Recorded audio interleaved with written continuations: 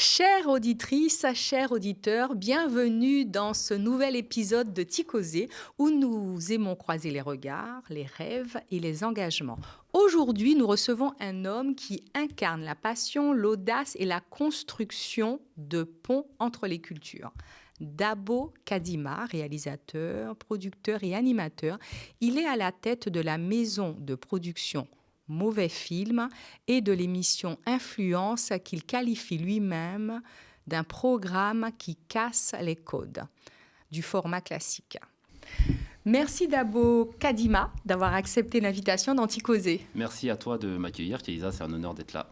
Alors Dabo, je peux te tutoyer? On peut se dire tu. On peut sans se dire problème. tu. Je préfère, c'est toujours mieux. Alors, tu es producteur à la tête de nombreuses réalisations, surtout d'émissions, et là, actuellement, l'émission Influence. Est-ce que tu peux nous expliquer ce qui te guide dans tes choix d'émissions, dans tes choix de projets? Alors, comme tu l'as bien rappelé à l'instant, je suis dans la production et de la réalisation depuis, on va dire, une dizaine d'années. Et actuellement, je suis sur un très beau projet qui s'appelle Influence, en coproduction avec Trace TV. Un programme sur la culture en général, afro-caribéenne entre autres. Et c'est un projet qui me tient énormément à cœur parce que c'est un projet dans lequel on peut justement valoriser notre belle culture, entre autres, et mettre en avant des sujets qui me tiennent à cœur comme la mode, la musique, entre autres, l'art en général. Et c'est un très beau tremplin pour ne serait-ce que socialiser et aussi mettre en avant des belles personnalités à travers ce programme. Et justement, dans ton programme, tu dis que c'est un programme qui casse les codes. Il casse les codes pourquoi? En fait, c'est un programme qui casse les codes parce que on va dire qu'on a notre façon à nous d'amener les choses, on a notre façon à nous de raconter une histoire. En fait, c'est pas juste une émission où on reçoit des personnalités dans les locaux de Trace qui nous accompagnent sur ce projet. On a une très belle capsule, entre autres, là, qui me vient tout de suite en tête, l'une de mes préférées du programme, qui s'appelle On s'infiltre. Et c'est une capsule un peu immersive où justement on sort du cadre on va dire studio, où on met en lumière des personnalités dans leur environnement respectif, on va dire. Donc, ça nous permet justement d'avoir un regard vraiment un peu, on va dire, un peu plus intéressant pour l'audience, un peu voyeur, on va dire. Mais c'est ce qui rend cette capsule attachante en dehors du plateau qu'on a, qui reste très intéressant, mais qui reste assez basique. On a des petites capsules comme ça qui, justement, valorisent vraiment ce qu'on veut mettre en avant à travers ce très beau programme qui est Influence. Donc, c'est une émission où vous recevez des personnalités ou des personnalités du monde culturel, sportif, entrepreneurial aussi. C'est bien ça. Et en même temps, c'est une émission mode, beauté et lifestyle. Voilà. Trois choses qui me caractérisent parce que c'est des sujets sur lesquels je parle assez ouvertement sur mes réseaux sociaux, mais je pense qu'on en rediscutera après. Et du coup, c'est des sujets qui me tiennent à cœur et c'était intéressant pour moi de justement développer ça à travers cette émission et d'appuyer un peu plus et d'apporter un nouveau regard, on va dire, sur tout ça. D'accord. Et tu as aussi un autre projet qu'on peut voir sur les réseaux sociaux qui s'appelle On parle français? Oui, alors ça, c'est très récent. Ouais. Je suis une personne je suis un bélier, très impulsif, qui, tête baissée, fonce dans le mur. Même quand on me dit, il y a un mur devant, tu vas te casser la figure. Il faut que je me casse la figure pour effectivement dire, non, pas pour arrêter, pour effectivement me dire, ah, il y avait un mur, vous aviez raison. Mais tant que je rentre pas dedans, je peux pas vraiment le confirmer. Et juste pour dire très brièvement que oui, je suis une personne qui aime créer, aime entreprendre et aime raconter des choses. Et pour répondre à ta question, en fait, On parle français, c'est une idée qui m'est venue il n'y a pas très longtemps. Idée de podcast, YouTube.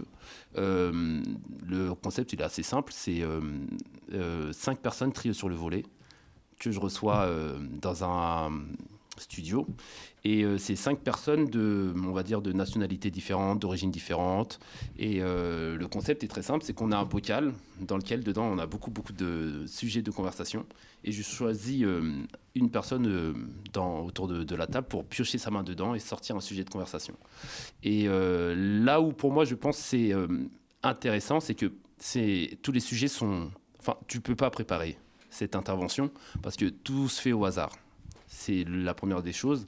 Et la deuxième, c'est que nous ne parlons ni de religion, ni de politique. Et ça, c'est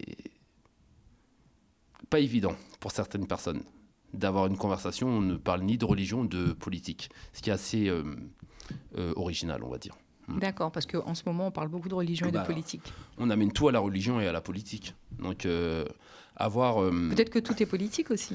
C'est vrai que tout est politique, mais du moins, moi, sur mon concept OPF, donc on parle français, justement, j'essaie de sortir de ça. Donc, tu peux inviter un politique à ne pas parler politique. C'est une très belle remarque que tu fais à l'instant, parce qu'un de mes invités m'a suggéré cette idée que j'ai trouvée très brillante. Mm-hmm. Il me disait en sortie de plateau, Dabo, ça serait incroyable si tu invitais une personne qui est dans la religion et un politicien sur ce format-là. Et du coup, leur proposer de ne parler ni de religion, ni de politique et de choisir un sujet de conversation au hasard dans un bocal. C'est assez costaud. Hein. Mmh. Et tu veux que je te donne un petit exemple de genre de questions qu'on a dans le bocal? Alors là, l'épisode 1, on avait une question qui disait... en fait, moi, je fais souvent un petit tour de table avec mes invités pour, on va dire, les mettre à l'aise avec ce concept qui est nouveau, hein, qui est très récent. Et pour un peu sonder les réponses, je les fais piocher au hasard dans le bocal, un petit ticket. Et la première qui me vient en tête, là, qui est sortie, c'est un jeune homme qui a sorti un ticket qui disait « Devons-nous interdire aux parents pauvres d'avoir des enfants ?» C'est le genre de sujet de conversation qu'on a sur OPF, dans On parle français. Et ce qui est intéressant, c'est que tout de suite, on a des réactions différentes. Parce que moi, le concept, c'est justement d'avoir des personnes, des jeunes, des personnes plus âgées. D'ailleurs, je serais ravi de t'inviter. Avec grand plaisir. Franchement, je pense que ça serait ultra intéressant de t'avoir dans ce podcast. Et voilà, c'est le genre de conversation qu'on a autour d'une table entre Français, on va dire, on va dire confessions différentes, de points de vue différents. Et ce qui est intéressant dans ça, c'est que moi, j'ai une petite stratégie quand même, c'est que les invités, je les trie un peu en fonction des différences qu'ils pourront avoir sur différents sujets de conversation. Donc c'est pour ça que On parle français est un petit concept dont je suis assez fier et que je vais continuer à développer. Et justement, donc on pourra voir ça sur Instagram, parce que sur Instagram, on voit déjà On parle français, et sur YouTube, c'est ça? Ça sera principalement sur YouTube. C'est vrai que moi, je suis, en tout cas en termes de réseaux sociaux, chaque créateur de contenu priorise une plateforme. Moi, je suis particulièrement très à l'aise avec Instagram, mais l'idée, c'est aussi on va dire, de développer sur d'autres plateformes. C'est vrai qu'il y a TikTok, Snapchat, on en perd la tête. Tu es aussi sur TikTok? Je suis partout, mais il y a des plateformes sur lesquelles je suis beaucoup plus à l'aise. Et actuellement, c'est Instagram. Mais j'essaie de me diversifier, on va dire, sur d'autres plateformes, dont YouTube. C'est une idée, du coup, là, par rapport à On parle français. C'était un concept qui m'est venu et je me suis dit, ça serait cool de sortir du cadre, on va dire, très carré de influence sur Trace TV, parce que quand on reçoit des personnalités comme j'ai reçu, comme Harry Roselmack, comme Isabelle Vitari, l'actrice de Nos chers voisins sur TF1, d'autres personnalités aussi qu'on a reçues dans Influence, qui est Alain Neymarck, le PDG de Mauboussin. C'est vrai que le décorum, le cadre, etc. est différent. Tandis que là, sur YouTube, avec On parle français, c'est vraiment un concept où on est en détente et où on converse avec des personnes comme si on les rencontrait chez des amis dans un salon un samedi soir. C'est un peu l'idée. C'est sympa, ça. Ouais. Très sympa. Alors maintenant, j'ai envie de te parler de tes réseaux sociaux, justement. Instagram. Okay. Instagram. avec Dabo. Et il y a un sujet assez intéressant, c'est que tu parlais de l'importance de la mode aux États-Unis à la période, enfin je veux dire à la période de l'apartheid. Et tu expliquais à quel point c'était important pour les Noirs d'être bien habillés. Est-ce que tu peux nous en parler? Bien sûr, avec grand plaisir. Merci de rebondir sur ça, parce que pour moi, c'est important quand même aussi, via les réseaux sociaux, de transmettre un message. Ça reste primordial pour moi, parce qu'il y a différents créateurs de contenu. Et moi, j'aime créer et passer un message. C'est l'une des raisons pour laquelle je suis sur Instagram. J'essaye d'être un porte-voix ou d'éveiller certaines consciences ou de faire percuter, etc. Du coup, c'est vrai que cette vidéo-là, et d'ailleurs je te remercie pour ça, qu'on puisse discuter de ça. C'est vrai que cette vidéo, j'ai eu pas mal de retours, et surtout dans notre communauté, mais pas que. Et c'est vrai que c'est important de souligner qu'à une époque de notre histoire, c'était, on va dire, primordial pour nos anciens de justement avoir cette prestance, garder une certaine dignité et de montrer qu'on existait, et ceci passait par un certain code vestimentaire. Et c'est vrai que c'est des choses qui pour moi sont essentielles de rappeler, parce que de par notre parcours, de par notre histoire aussi, on est aussi associé à cette culture du bien présenter, bien s'habiller. Et pour moi, c'est aussi, ça fait partie de la dignité de se présenter, d'être propre sur soi, etc. C'est aussi un reflet de notre personnalité, entre autres. Donc, j'essaye de faire des petites piqûres de rappel, on va dire, sur certaines de ces choses-là à la nouvelle génération, on va dire. Parce qu'en fait... Comme tu l'expliques dans cette vidéo, c'était très important pour les Noirs d'être respectés, d'être respectables. Ouais. Et est-ce que tu penses qu'aujourd'hui, pour une certaine génération, ça s'est perdu ? Du moins, moi, j'essaye de venir sur ton plateau. Oui, toi, mais majoritairement, est-ce que tu penses qu'il y a aussi une génération qui pour eux, ça compte pas, et justement, peut-être qu'ils sont décriés par rapport à leur tenue? Alors, c'est vrai qu'il y a... attitude et tenue. Il y a une génération qui est différente, ou peut-être une génération pour laquelle la génération actuelle, pour laquelle ces codes-là ne sont pas aussi importants. Effectivement, je te rejoins sur ça. Mais je pense que ce qui est le plus important aussi, c'est de rappeler que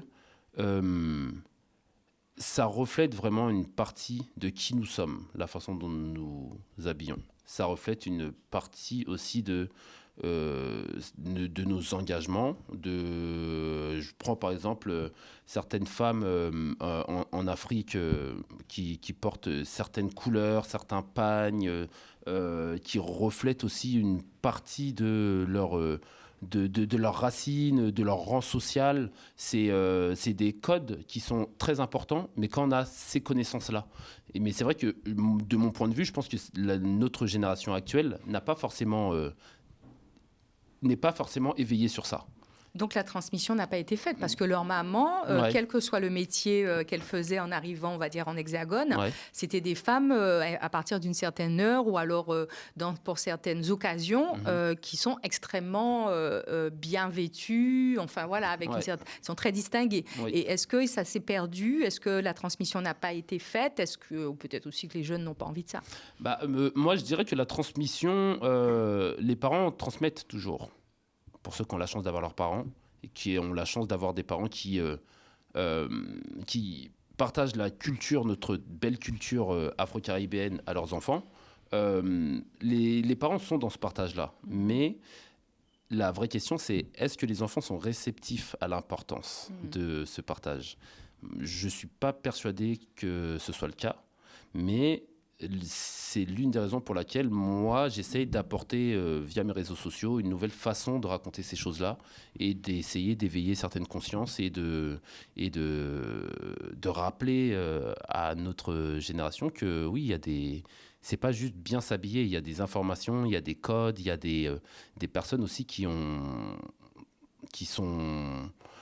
lutté, qui ont combattu, qui ont apporté vraiment des engagements forts et qui sont passés par aussi un certain code et, pour gagner des combats. Voilà, tu parlais d'ailleurs de Rosa Parks. Oui.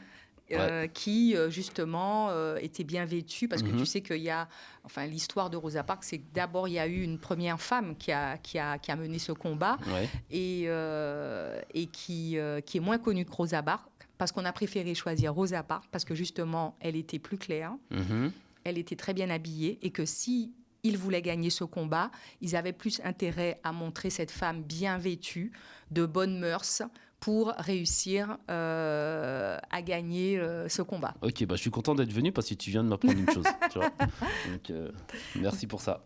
Donc aussi, je voulais t'interroger, est-ce que tu penses que pour bien s'habiller, pour être correctement habillé, il faut avoir beaucoup d'argent ? Alors, très bonne question. En toute franchise, non. En France, je parle, en France hexagonale. Oui, mais non, de mon point de vue, que ce soit en France ou ailleurs, je pense pas que... être bien habillé, c'est pas une question d'argent, hein. Vraiment pas. Hein. T'as pas besoin d'avoir... C'est comme être propre, quoi. C'est comme être propre, voilà, exactement. Très bonne remarque.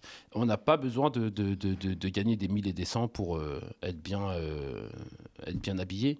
De nos jours, on a la chance d'avoir la chance ou la malchance, je sais pas, ça sera un autre sujet de conversation, d'avoir énormément de marques, énormément, grâce à Internet aussi, énormément de concurrence entre les marques pour justement que les prix soient le plus bas possible et ça nous permet justement d'avoir plein d'endroits où s'habiller à moindre coût. Donc, pour répondre à ta question, non, je pense pas que l'argent... je pense pas qu'on ait besoin de beaucoup d'argent pour bien s'habiller. Voilà. Tu peux trouver une très belle chemise pas chère je peux pas citer de marque. Non, ok. Non, mais j'ai bien fait de poser la question.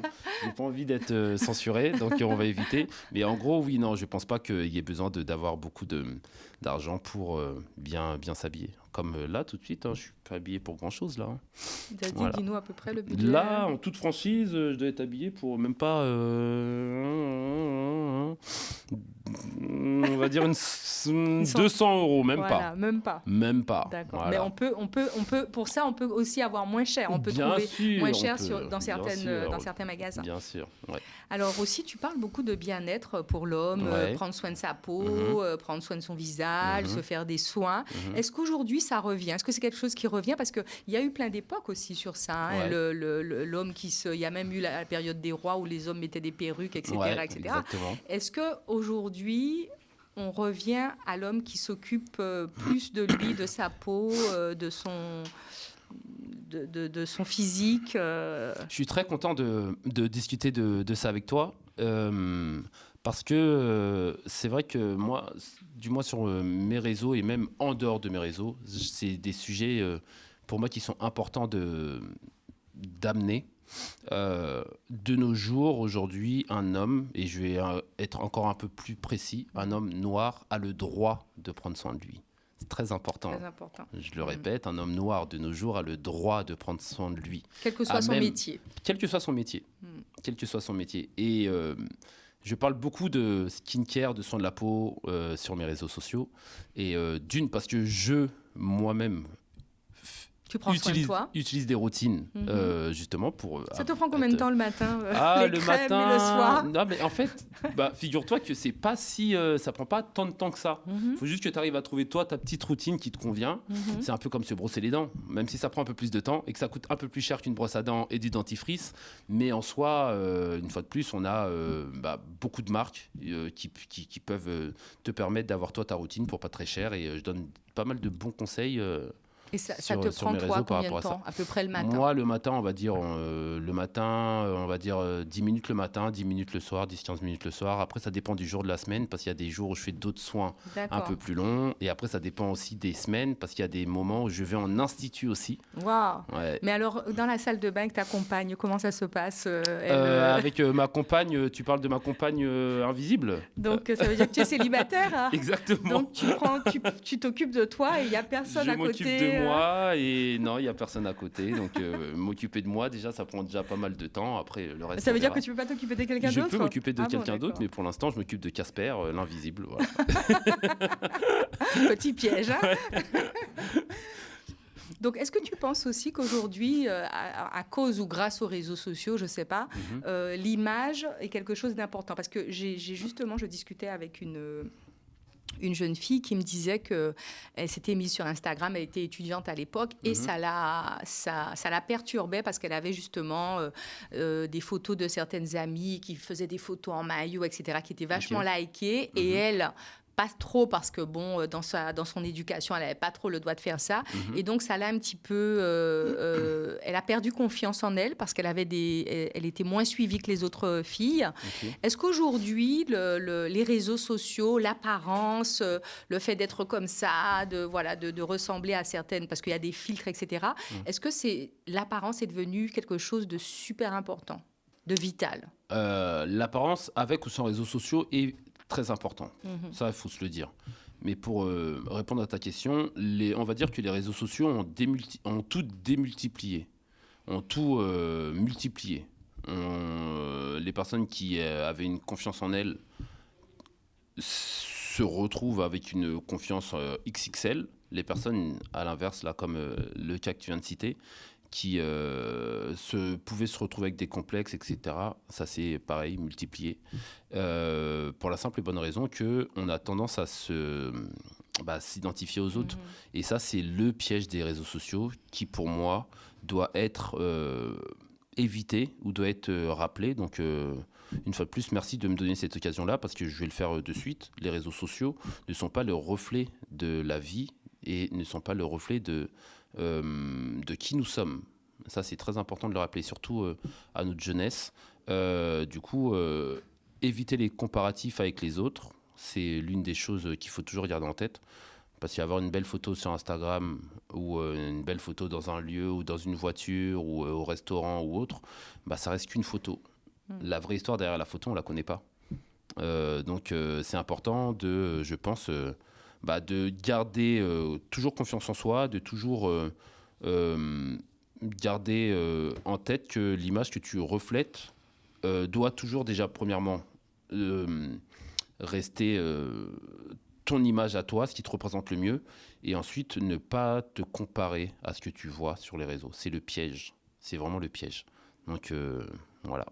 Donc en fait, toi, tu fais bien la différence entre ce que tu mets sur les réseaux sociaux, qui sont plutôt des conseils, Ouais. où tu racontes des histoires, où ton propos c'est ça, mais c'est pas ta vie au quotidien. Étant réalisateur, producteur et créateur de contenu, on va dire que ma vie fait partie de ça, on va dire au niveau de la création, de contenu, de raconter des choses. C'est ce que je fais, c'est mon métier, c'est ce que je fais. Mais pour reprendre l'exemple là, de la jeune femme, ou même d'autres exemples, parce que des exemples comme ça, j'en ai énormément, même de mon petit cercle d'amis ou d'entourage, ou des choses qu'on a pu entendre. On a beaucoup de personnes se comparent aux autres, et ça c'est un très gros danger. Donc une fois de plus, beaucoup de gens racontent des histoires. Moi j'en raconte qui sont des faits avérés, mais d'autres racontent des histoires sur leur propre vie qui sont pour la plupart fausses. D'accord. Raison pour laquelle il ne faut pas tout prendre pour argent comptant. Oui. Ouais. Non, j'essaye de pas me tromper dans mes propos, mais il faut pas tout prendre pour argent comptant de ce que tu vois sur les réseaux sociaux. Pour la petite blague, je fais de la boxe aussi, et mon coach m'appelle Instacraneur. Il me suit sur Instagram. Il dit, mais toi, quand je te vois en vrai et que je te vois sur Instagram, tu crânes. Donc depuis, je me considère comme un Instacraneur et pas comme un Instagrammeur. Juste pour te dire à quel point faut prendre tout ça avec légèreté et pas vraiment se prendre la tête par rapport aux réseaux sociaux. Et peut-être aussi qu'il faut que chacun trouve son public. Il faut être ce qu'on est et ne pas se comparer, et puis trouver son public. Et puis ceux qui n'aiment pas, c'est pas grave en fait. Exactement. Après, comme tu viens de le dire, trouver son public et aussi savoir pourquoi tu es sur les réseaux sociaux. Il y a différentes personnes. Il y a des créateurs de contenu, il y a des personnes qui sont juste sur les réseaux pour être sur les réseaux, pour échanger avec leurs amis ou s'envoyer des vidéos, etc., avec la collègue de travail ou des personnes qui sont là aussi juste pour suivre des personnalités qu'ils aiment bien.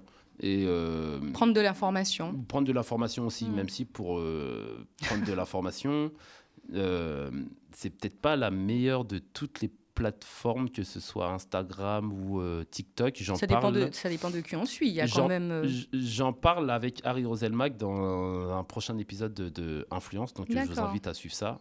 C'est une conversation qu'on a eue avec lui, justement, parce que pour moi, c'était intéressant de lui poser cette question-là.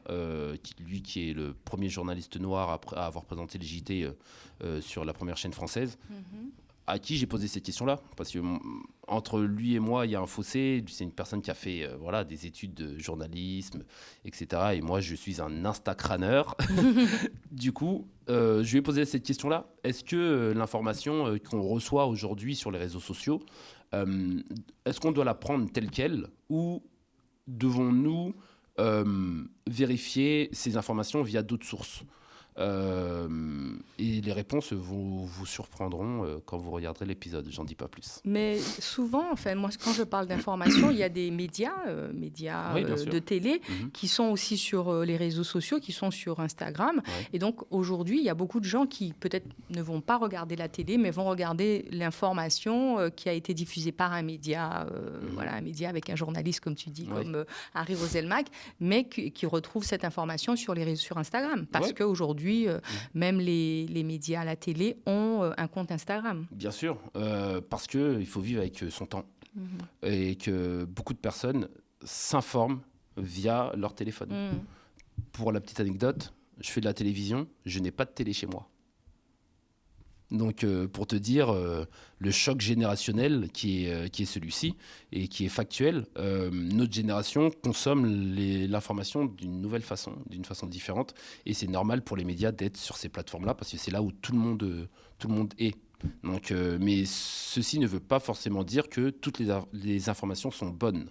Donc, ça, c'est deux nuances vraiment différentes. Et est-ce que le public de TikTok est différent de celui d'Instagram ? Personnellement, je préfère la plateforme Instagram. TikTok, c'est pas du tout ma tasse de thé. Je pense que c'est sans doute une question d'âge, je sais pas. Mais TikTok, c'est vraiment... c'est comme le marché. Tu vois, c'est comme un grand marché, la Barbès, Rochechouart, là, tout le bordel, là. Où, tu vois. Alors que Instagram, je sais pas, j'aime bien, c'est un peu plus, on va dire... conventionnel, etc. Mais personnellement, après, ça ne tient qu'à moi. Je préfère Instagram. Mais c'est vrai qu'il y a une différence, effectivement, entre TikTok et Instagram, surtout au niveau de la viralité. D'accord. Les informations, tout vont très très vite sur TikTok, ouais, effectivement. Alors sur ton Instagram, tu parles beaucoup, bien sûr, de tenues vestimentaires, de beauté. Tu as même des marques avec qui, tu cites des marques, donc j'imagine que elles font appel à toi. Est-ce que tu connais ton audience ? Est-ce que tu sais si elle est plus féminine que masculine ? Alors mon audience est plus masculine maintenant. Par rapport au sujet que tu traites. Par rapport, on va dire, là, moi, c'est surtout que ça fait pas très longtemps que je fais de la création de contenu. Ça va faire, on va dire, 1 an et demi. Ouais, 1 an et demi. J'ai dû prendre 40 000 abonnés en quelques mois par rapport aux vidéos que je fais. Et je suis encore en développement, comme on avait dit juste avant, avec YouTube, entre autres. Mais pour répondre à ta question, mes abonnés, là, maintenant, sont de plus en plus des hommes. D'accord. Voilà. Parce qu'il n'y a pas tant de contenu comme ça sur le bien-être des hommes sur Instagram. C'est une très bonne remarque. Effectivement, moi, les retours que j'ai eus, parce qu'au tout début que je faisais de la création de contenu, je parlais de mode. Parce qu'on m'avait dit, oui, tu t'habilles bien, parle de mode. J'ai dit, OK, j'ai parlé de mode. Mais tout le monde parle de mode. Après, chacun trouve une façon atypique de le faire, une façon nouvelle de le faire. C'est ce que j'essaie de faire. Mais très peu de personnes parlent de soins de la peau pour hommes noirs. D'accord. C'est très précis. C'est une niche très particulière. On a par exemple, les personnes qui veulent s'informer sur comment faire un masque, comment faire un gommage, si j'ai des taches, qu'est-ce que je fais pour les enlever, etc. S'ils se renseignent, ils vont sur TikTok, ils vont sur Instagram, entre autres. Généralement, ils tombent ou sur des femmes. Ou des caucasiens. Ou des caucasiens, voilà. Et le truc, c'est que moi, étant noir et 100% hétéro, on va dire que les personnes comme de ma communauté se reconnaissent dans moi. D'accord. Et du coup, quand Sur ils vont Twitter. chercher une information, Ouais. d'avoir une personne comme moi qui se présente devant eux en disant bah voilà, tu peux utiliser ça pour ta peau, pour ta carnation, tel produit que moi-même j'ai testé, parce que très important aussi, moi je ne suis pas payé des millions d'euros par telle marque pour en faire la promotion. Ce sont des produits que toi-même Ce sont des produits que tu as testés voilà, et que tu trouves intéressants. Exactement, Et donc, c'est à partir de là que tu conseilles ce type de produit. Exactement. Et pareil, tout à l'heure, on parlait des vêtements. Est-ce que c'est possible de s'habiller pour pas très cher? C'est aussi possible d'avoir des routines skincare pour pas cher aussi. Parce que c'est vrai que beaucoup de marques nous vendent la crème à 100 euros, 200 euros, que dès que tu vas l'appliquer, tu auras la police comme un nouveau-né. Messieurs, dames, ne vous faites pas avoir par ce genre de choses. Et j'en parle assez ouvertement sur mes réseaux sociaux.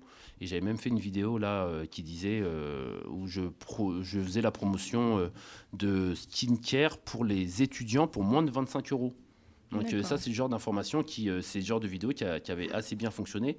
Parce que y a beaucoup d'étudiants qui n'ont pas forcément les moyens d'aller se payer des crèmes à je ne sais combien d'euros et qui ont un petit budget. Mais malgré ça, malgré ton petit budget, tu peux trouver des choses qui peuvent t'aider à être propre sur toi.